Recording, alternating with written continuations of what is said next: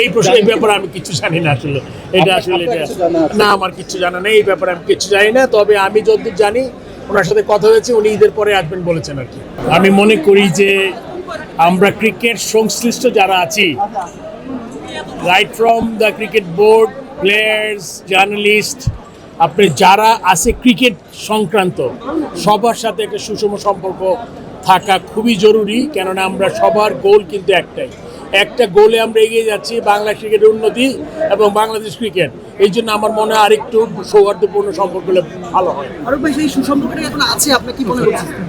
সবসময় সম্পর্কে একরকম থাকবে তখন ওটা ঠিক না বাট এটা সবসময় ইমপ্রুভ করা সম্ভব আমার মনে হয় না এটা খুব বিরাট কোনো কিছু আছে এখানে আমার মনে হয় অবশ্যই করা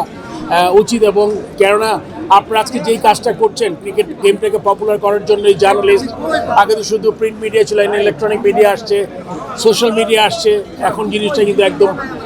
মানে আরও বেশি ফোকাসড আর কি সো যেই কাজটা আপনারা এতদিন করে গেছেন আগামীতে আশা করি করবেন এটা ক্রিকেটের জন্য ভালো হবে দেশের ক্রিকেটের জন্য সর্বোপরি খেলাধুলার উন্নয়নের জন্য সহায়ক হবে আসলে আমি গত বিএসপি এর ইফতার আসছিলাম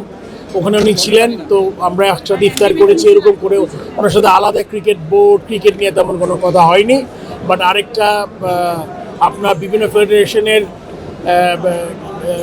থেকে ডেকেছিলেন দুজন করে শুভেচ্ছা বিনিময় হয়েছে আমাদের সাথে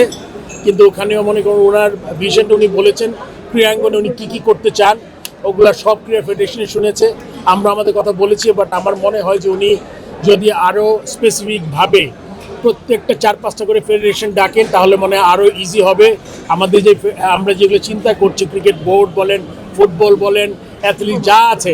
সব মিলিয়ে যদি করেন তাহলে সুবিধা হবে আর কি আমার মনে হয় আপনি জানেন যে 52টা ফেডারেশন এসেছিলেন শুধুমাত্র ক্রিকেট নিয়ে আলাদা কোনো আলোচনা হয়নি উনি একটা গাইডলাইন দিয়েছেন বেতন কাঠামোতে আনতে চান আপনি জানেন লাস্ট এক বছরে কি হয়েছে এগুলো জানতে চেয়েছেন সেরকম করে আলাদা ক্রিকেট নিয়ে কোনো কথা হয়নি ভাই আবারও সাকিবের ব্যাপারটা মানে চলছে লাস্ট মাসখানেক ধরে সাকিবের ইস্যুটা নিয়ে অনেক বেশি চলছে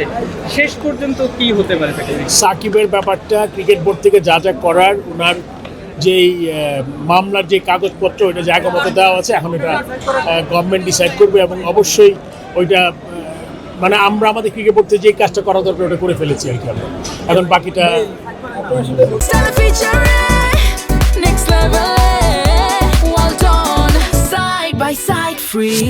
নতুন প্রত্যাশা তো আসলে উনি তো ক্রিকেটের মন্ত্রী না উনি সব স্পোর্টসেরই মন্ত্রী সো ক্রীড়ামন্ত্রী যেহেতু উনি একজন প্রাক্তন খেলোয়াড় আমার মনে হয় উনি যেটা আমি আগে উল্লেখ করেছি আমার দু একটা ইন্টারভিউতে যে উনি যেভাবে ক্রীড়াঙ্গনের যেই অসুবিধাগুলো আছে বা কোথায় কাজ করলে খুব তাড়াতাড়ি হবে যেমন মাঠের কথা উনি উল্লেখ করেছেন যে শুধুমাত্র বিরাট স্টেডিয়াম দরকার নাই মাঠ দরকার এটাও কিন্তু আমরাও ক্রিকেট বোর্ডের অ্যালাইন আমরা মনে হয় যে একটা ভালো উইকেট একটা ড্রেসিং রুম আর একটা সুন্দর মাঠ আর কিছু প্র্যাকটিস ফ্যাসিলিটি যত তাড়াতাড়ি সম্ভব যতগুলো করা যায় ততই আমাদের আসলে প্রত্যন্ত অঞ্চল থেকে যেসব খেলোয়াড় আছে যারা তাদের ট্যালেন্টটা দেখাতে পারেনি তারা ওখান থেকে দেখাবে এবং আস্তে আস্তে এই সিস্টেমের মধ্যে ঢুকে যাবে এক্স্যাক্টলি আলাদা না আপনি সিচুয়েশন আগে যা ছিল তাই ওনার যেই জিনিসগুলো ছিল একটা আমরা জানি কেসটা তার ওনার কতটা গুরুত্বপূর্ণ কতটা না ওইটা হচ্ছে সবচেয়ে বড় কথা উনি ডিসাইড করবেন প্রথম ফিটনেস লেভেলটা কি দেশে আসবেন কি না তারপর এগুলোর উপর অনেক কিছু নির্ভর করছে তিনি খেলতে পারবেন কি না খেলার পর্বটা আরও অনেক পরে এক্স্যাক্টলি এই মুহূর্তে এটা বলা খুব ডিফিকাল্ট যতক্ষণ দেশে না আসেন